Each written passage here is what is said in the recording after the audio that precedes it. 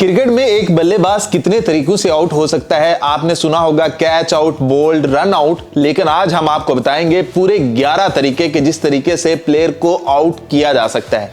Number 1 पर bold ही आता है कि विकेटें उड़ती हुई आए जिसका मजा देखने वालों को भी आए। सबसे पहला तरीका वही है कि बोल्ड कर दो और खुशी भी सबसे ज्यादा वही देता है।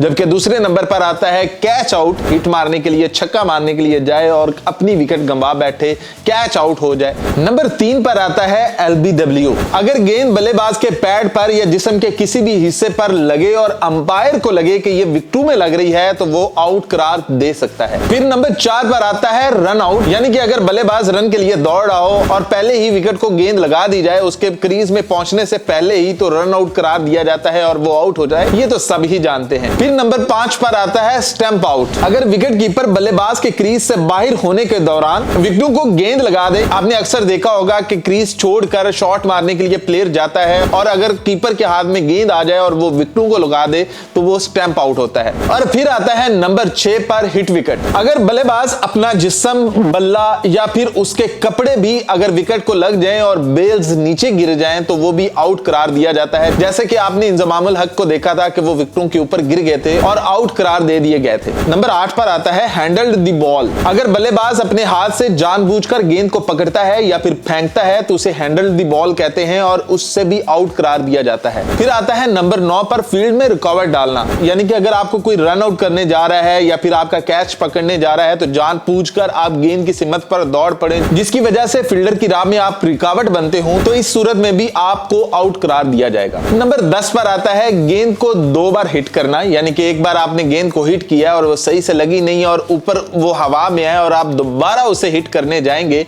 तो वो आउट होगा। वो चाहे गेंद बाउंड्री से बाहर चली जाए, छक्का हो जाए, आपको आउट ही होना पड़ेगा और आपको विकेट छोड़कर जानी पड़ेगी। और नंबर 11 पर आते हैं रिटायर्ड हर्ट, यानी कि एक तो होता है कि आपको कोई गेंद लग जाए और आप बाहर चले जाओ, जैसे कि अभी साइम अयूब के साथ हुआ था कि पाकिस्तान अपने 10 खिलाड़ियों के साथ ही खेला था। साइम अयूब पहले टेस्ट के पहले रोज ही इंजर्ड हो गए थे जिसकी वजह से पाकिस्तान ना तो उसकी रिप्लेस शामिल कर पाया था दौरान मैच और ना ही साइम अयूब आकर खेल पाया था, जिसका खुमियाजा पाकिस्तान ने भुगता। अगर साइम अयूब बैटिंग कर रहा होता तो कम से कम 150-100 स्कोर वो भी मारता और पाकिस्तान और साउथ अफ्रीका का मैच इंटरेस्टिंग हो जाता। पाकिस्तान कम से कम ऐसे हारता ना।